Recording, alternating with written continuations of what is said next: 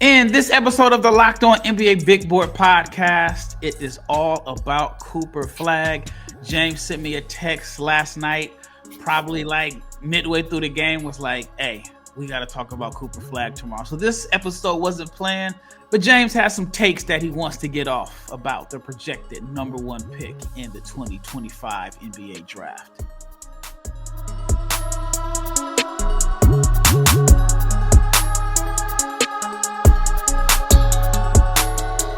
Big shout out to each and every person that has made the Locked On NBA Big Board podcast your first listen of the day. I'm your host, Rafael Barlowe, along with my brother, James Barlowe.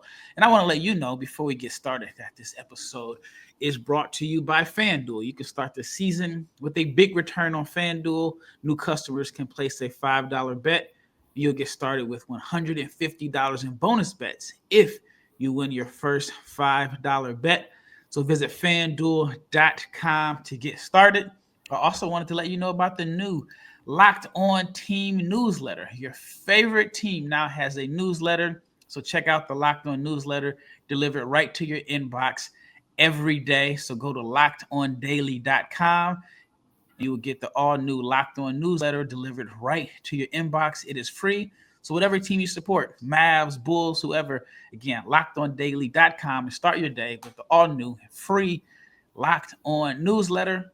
All right, let's get right into it. Let's get to cooking. Cooper Flagg had his big test against Kentucky.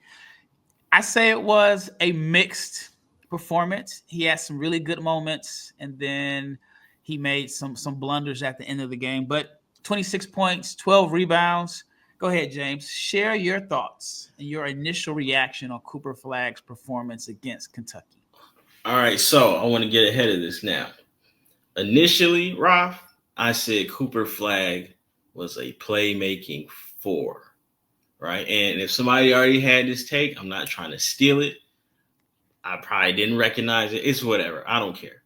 But I wanted to get it out here on record. November the 13th. Cooper Flagg, Raf, is a small forward. He is a wing. He is a full-time wing. He is a ball-handling wing. That's who he is. I don't want to hear any more Andre Kirilenko's that's lazy because they both white and they both play defense. That's no. I don't want to hear Sean Marion. He's got way more off the dribble than Sean Marion.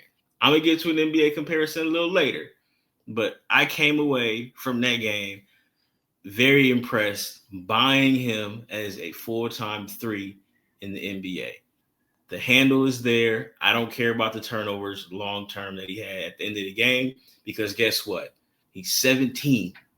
The ball was in his hand at the end of the game against an old Kentucky team. And he turned the rock over. It happens, but he wasn't afraid of the moment. And the arrows are pointing up. I was very impressed with him. Since I got a little bit of time, I was impressed with Malawouch too. Kneppel, I have questions about because when he's not shooting threes, they chase him off the line, especially in the second half. It got ugly for him. They shut all of his stuff down. Now, he did have some plays off the dribble in the first half, got to the mid-range. That's positive. But in the second half, you could tell that high-level athleticism might hinder him as far as like putting the ball in the ground. But that's not about them. I'm not trying to steal anybody's shine. This is about Cooper Flagg. Cooper Flagg, I thought was great. I thought he was impressive. I don't take into account him playing Army, whoever else they play. Like no disrespect to them, but anybody, Maine, yeah. I mean, I don't care about those games. I'm sorry. As far as like trying to project who he is. But this game right here showed me that he is a full-time small forward. And I know he played the three at Montverde, but that's because, I mean, you can get away with that at high school, especially at Montverde when you got probably two other lottery picks on that team. It doesn't matter what position you play. But I'm saying, Ralph, I don't know if you agree with me. I don't even care if you don't agree with me. That dude is a small forward. And everything has like lined up to where he is. So you think about it, he was carrying his boys in Maine. He didn't have a position. You go out there and you hoop. But he was a play finisher. He did handle the ball, but it was some I want to say his AAU film was just more so him being a bully. Now he could handle, but he was just physical and he was bullying guys because he's a gifted athlete, right? So then you fast forward to Montverde. He handles some, but it's not like it's because we're super talented. I don't think he's a three in that situation. It's whatever. Uh, the McDonald's game, I didn't know what he was. It looked like he was trying to figure it out. And we had talked about it on that particular podcast. He couldn't really get his stuff off, and he still was, productive. And then we fast forward to the Nike Hoop Summit. Again, similar, still trying to figure it out. Then there's the film that comes out. He played with Team USA. He was handling the ball, but it was like 4 clips, man. I can't speculate off of 4 clips. I don't do that. Last night against Kentucky showed me that he is a full-time small forward, and I'm standing on it. I disagree. You know why? Please I don't think he has a real position. I really don't think he has a real position. Do you say that because position doesn't matter, or because you don't think he has a real position? Like, I say that because a smart coach in the NBA that is creative is going to use him all over the floor in so many different ways. So I could see him, depending on where he goes, starting at the 4. He has the size to play the 4. If he's a 4 and he's handling the ball, doesn't matter. He can play at the 3.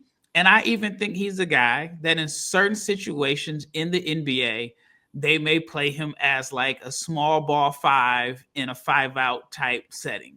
I just think that he is a weapon. Now, the shooting isn't there to play 5 out, but I just think that he's so unique and versatile that you can't just lock him into a position. I just hope he goes into a situation in the NBA where the coach is creative. I love the fact that Duke has given him the freedom to handle the ball. You know, college usually doesn't give guys, especially on like a team that has a lot of multiple talent, multiple guys that could be NBA players. They usually kind of box you in.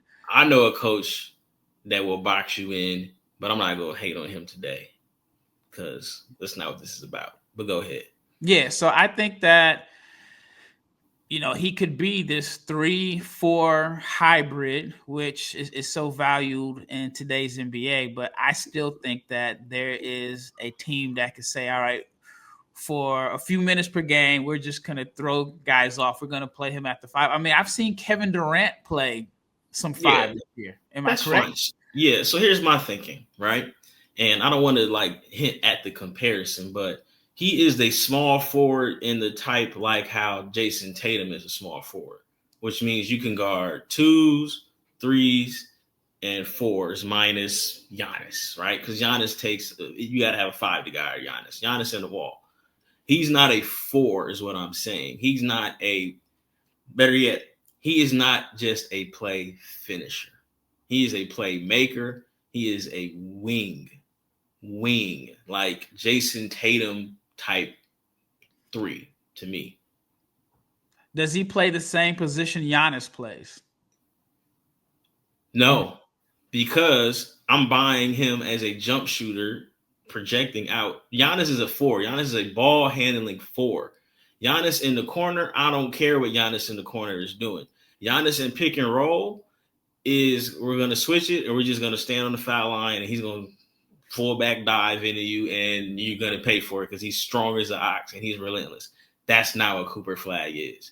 Cooper Flagg showed you that he can cross over, hesitation. He's got handles. He's got handles. He's got rhythm. He's got timing, and he can pull up on a dime. That is what makes him a small forward. Giannis can pull up on a dime, but that's a lot of that space is created, and it's a settle.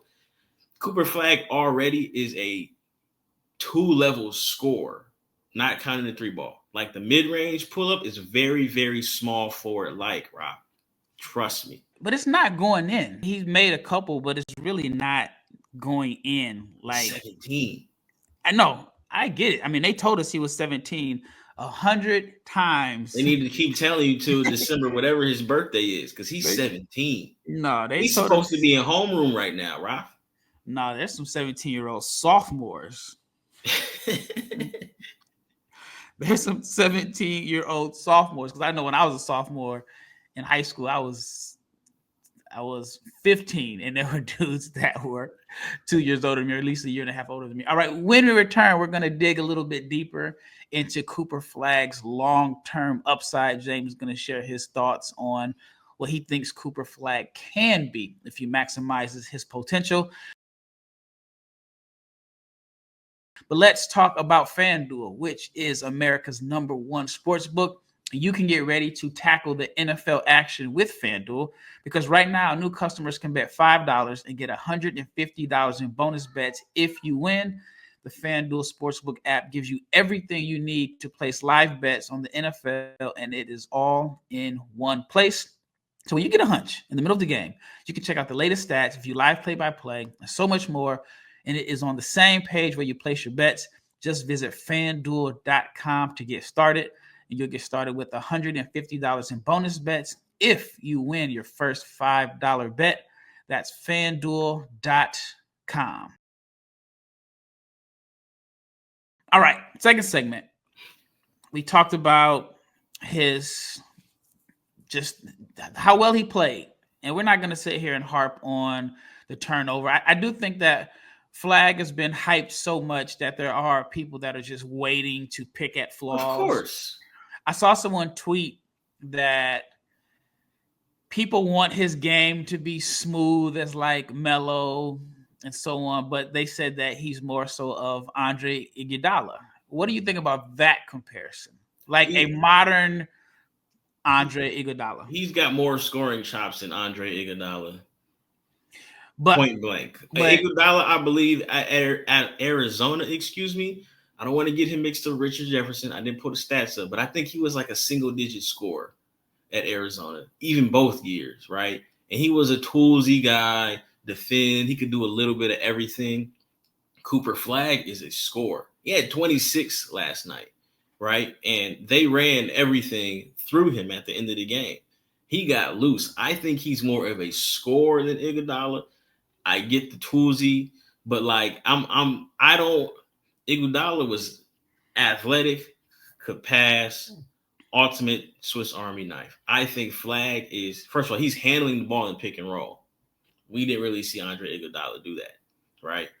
And early Philly, yes. His fourth year in the league, he averaged 19.9, 5.4 rebounds, 4.8 assists, and 2 steals per game. In year 3, he averaged 18, 5.7, and 5.7. He had a run in Philly before he went to Denver where he was getting you 18, 19, 5 and 5, or 6 and 6. I think Flagg is going to be a 20 point per game scorer for his career. But what's interesting about Iguodala's numbers is those numbers were in 2007, 2006, for sure. Where the pace was a lot slower. So I think that if the pace was a little bit faster in today's game, with the freedom that he had in Philly, that he could have been 22-7. He probably could have. And again, if you think, and this is not disrespectful to Andre Iguodala. Andre Iguodala is a great talent, right? Him, Draymond, Steph, they changed basketball forever. Right? Can't argue that. But I'm saying, like, I think Cooper Flagg is going to be, if you think Iguodala was, basically Iguodala was a 3, right? The Cooper Flagg is a 3 is what I'm getting at. But I think he's going to be ultimately a better scorer than Andre Iguodala. I just definitely want to throw out the Kirilenko stuff. Again, Jay Williams brought it up on the air at the end of the night. And I'm like, okay, man, that's just late. Yes, I don't think that's off, though. I don't think that's off. I think like he's comparing him to Kirilenko on the defensive end of the floor. I don't think it's a full scale comparison, because I think you're not going to find a 1-to-1 with Cooper. But if he can be Kirilenko on the defensive end, Jalen Johnson on the offensive end, that is a dynamic player. Right. But I think, again, Jalen Johnson, big fan. Jalen Johnson is a 4 to me, a ball handling, playmaking 4. Cooper Flagg is a 3, and I'm gonna get to it, Raf. Why I don't think the Kirilenko. Again, I'm not looking at just one side of the ball. I'm talking on the totality of both sides of the ball. He reminds me of 2 other players that I will mention in a minute here. But again, long-term upside, I'm gonna clip the play out when I tweet and when a little later today. But he had a play. I believe he caught the power forward from Kentucky on a switch, and he pulled up jumper. He had another one he missed. I know the jumper. He's not making them, but I value things as far as like evaluating guys' shooting ability and projecting it. Is a lot of it is what do the misses look like? His misses look good. The shot looks good. He's shooting, I think, 75% from the free throw line. Right? He's the 3 ball. He's missing them, but the form looks good. His elbow's a little out a little bit, but it's fine. He's putting the ball on the ground, and he can raise up and elevate like a small forward, and he can get to his spots. We know he's a big-time athlete. We know he can pass. So what I'm saying is, ultimately, I think he's going to end up playing the 3, and he's going to be able to defend 2 through 4 switchable, which to me means you're a small forward. He has the fluidity of a small forward. He has the ball handling of Okay, let me ask you a question real quick. What position do you think Ace Bailey projects to play if he were drafted tomorrow? To me, the 3 and the 4 is interchangeable. It's interchangeable in a sense. It can be interchangeable. I look at 4s. There's different kinds of 4s. There's the 3 that can play the 4 but still handle the ball, like Jason Tatum, like Kawhi Leonard. There's your 4 that handles the ball, but you don't really want to play the 3, like Jalen Johnson. Then you got your playmaking bully 4 like Giannis. Then you got your traditional 4 to me like Evan Mobley, who traditional 4 is most likely a 5 in today's NBA. Just kind of depends on how well you shoot the 3. And I also think, the Cavs are like 12, 13-0, but they play their best basketball, Mobley and Allen, when they're not on the floor together. Jabari Smith, traditional 4, right? Yeah, and then you can't handle. He can't handle, exactly. So, and then you got your 5s. All right, what position is Lauri Markkanen play? Lauri Markkanen plays the 3, but he can play the 4.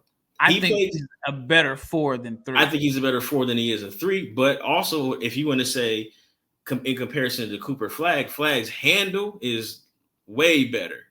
You can play Lowry at the 3 because he's 7 feet, he can post, and he's too athletic for most 4s, and he's too big for 3s.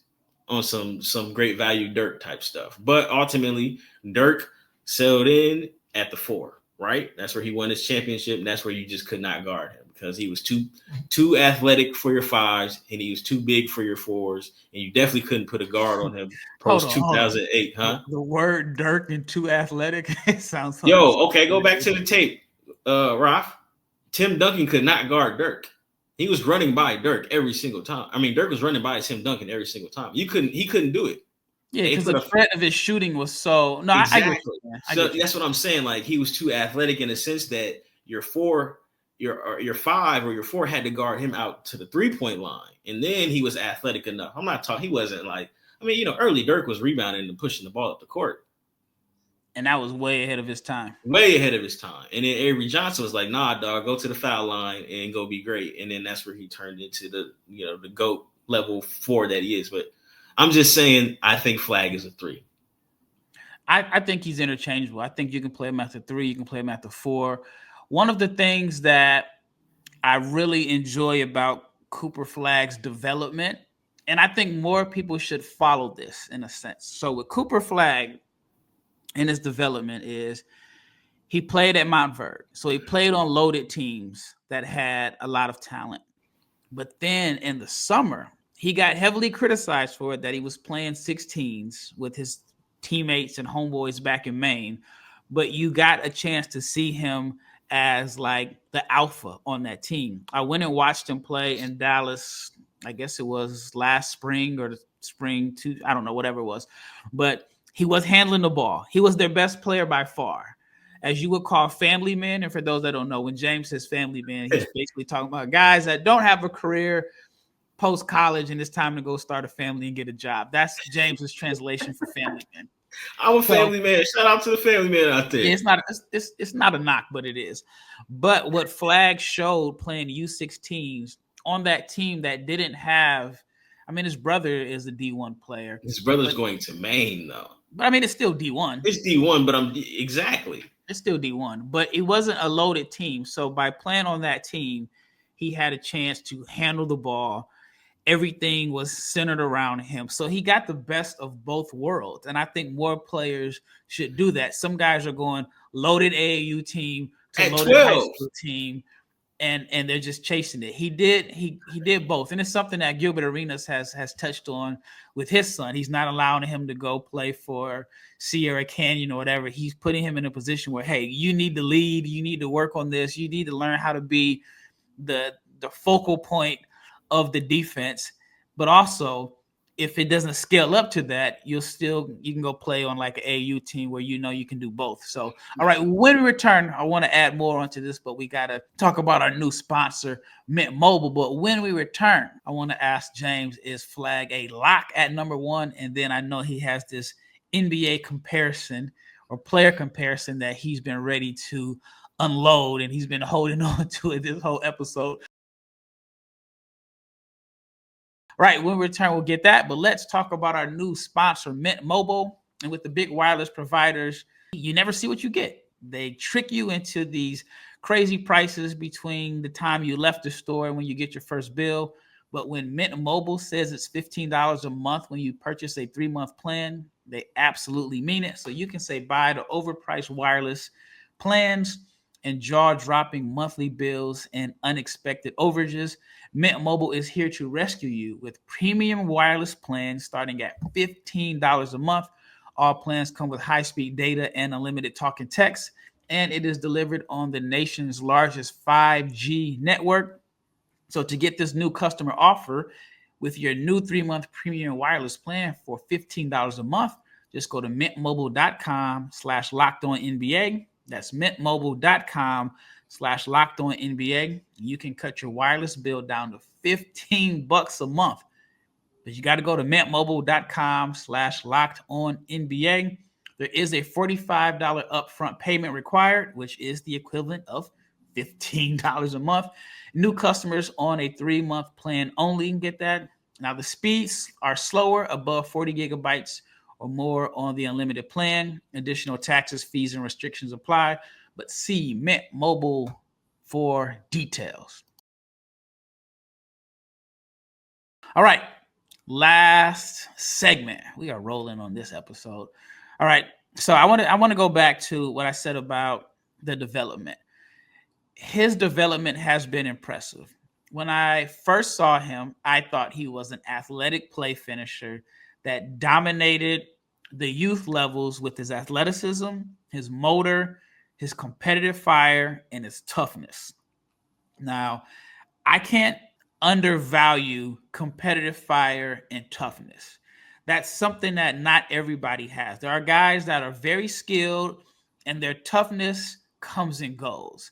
Like they're front runner. They have front runner toughness. If they're better than everybody, they're tough. But when somebody's equally as talented or their role is to like play physical with them, their toughness just kind of comes and goes. One of the things I've always loved about Flagg is this dude is tough. He plays tough. He's competitive. We heard a million times that he's 17 years old.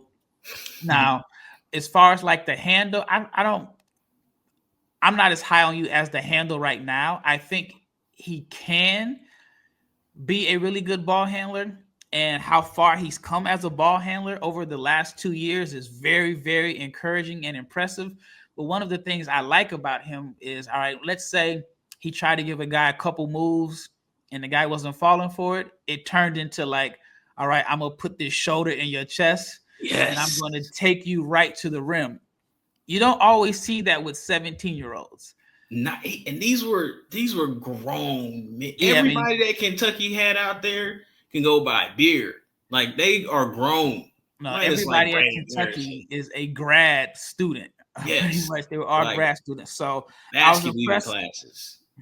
So I was impressed with the competitiveness, which I mean that's been on display for years. The toughness.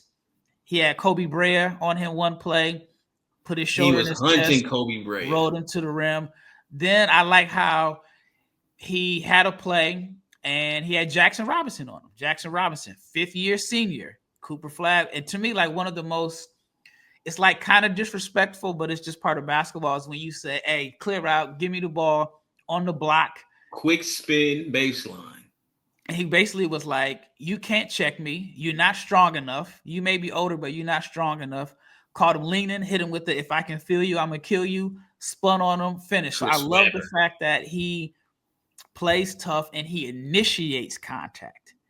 And then if you try to bring the contact to him, he embraces this. So I just think the handle needs to get tightened up, which is trending in the right direction. The jump shot, even though he's 5 of 21 on jump shots this season, is trending in the right direction. You can no longer label him as a play finisher, but I also feel like some of his development as a ball handler and jump shooter comes from when he played for Maine, 16U in the EYBL, when people were laughing at him, he had the freedom to take jump shots and handle the ball. He wasn't just locked into the play finisher role at Montverde, which he was more than a play finisher at Montverde, but he had a chance to get real live game reps to work on his weakness. Right. That is what I like about his development. I am all for guys taking the playing with your homeboys, future family men route, because you as a youngster learn that I can't have bad possessions, consecutive bad possessions. If it's a high school game, I can't have a bad quarter, because if I have a bad quarter, we lose. Homie that's sitting next to me in science class, that's going to be a scientist, he can't carry me. You know what I'm saying? Or like my teammate might be a D2 guy, some really good D2 guys, but I need you to be great every single quarter. And that's what I feel like some of the kids, I'm not blaming the kids because ultimately the parents put them in that situation, but like you chasing kids, you chasing championships at 10, 11 years old, and you're not learning how to be like a dog and control the game. I have an issue with that, and I think that that's why some of these guys just don't, I don't want to sound like an old head, but I feel like the guys that have learned to carry at the young level, carry people, carry teammates, they are the ones at the top of the top. And I think that's what Flagg has done, and that's what he's continued to do. And that's why at 17, he can step on Duke's campus and look at these, because Duke got transfers too. Sion James is yoked up. He's a good basketball player. He can look at them dudes, look at those guys. Tyrese Proctor feel like he's been there for like 5 years. You can look at them and say, look, I'm the man. He just played with, it's only been 3 years. Yeah, he played with Live. I was about to say he played with Bankero, but no, he played with Live. I feel like it's been 5. I say all that to say this, Ralph. Let's round this up. It's the very things that you mentioned. Again, the handle. I've never seen somebody's handle go from good to very, very good. I don't think it's very, very good now. I think it's very, very good. As far as like creating opportunities for himself and just considering where he was, I think it's very, very good. He's a better ball handler than Ace Bailey. I think he has a better handle, not feel for the game. I think he has a better handle than Yegor. I feel like, the handle is top notch. Trey Johnson might have a better handle. If we want to talk about guys in the draft, Dylan Harper, like those are guards. But I say that to say this. You talk about mid-range pull-up game. We talking about competitive dog. We talking about I'm going to bully you if I need to bully you. I'm going to get to my spots. I'm a two-way monster. You saw they tried to post him up. He stripped the dude. He had a block, and Con Kneppel's got to let that layup go at the end of the game because Cooper's coming to clean all that up. I'm going to stand on this I'm not a big fan of comparisons, but I'm going to do one. Raf, he might be a couple bricks short of being Kawhi Leonard type. Rebounding, playmaking, bully ball, two-way defense, mid-range assassin. It's too early to be a mid-range assassin, man. He's 5 for 21 on jumpers. I'm not saying he is one right now, Ralph. I'm saying he's trending that. Listen to me. Go back and watch the film and watch the pull-ups that he's taking. Okay? I watched it this morning before this episode. Watch the pull-ups. I'm talking to the fans. I'm talking to the crowd. Watch the pull-ups that he's taking. Watch the misses. Look at what they look like. Kawhi was 225 in college, right? I think they list Flagg at 205. It's hard. You can't replicate that natural grown T1000 strength that Kawhi has.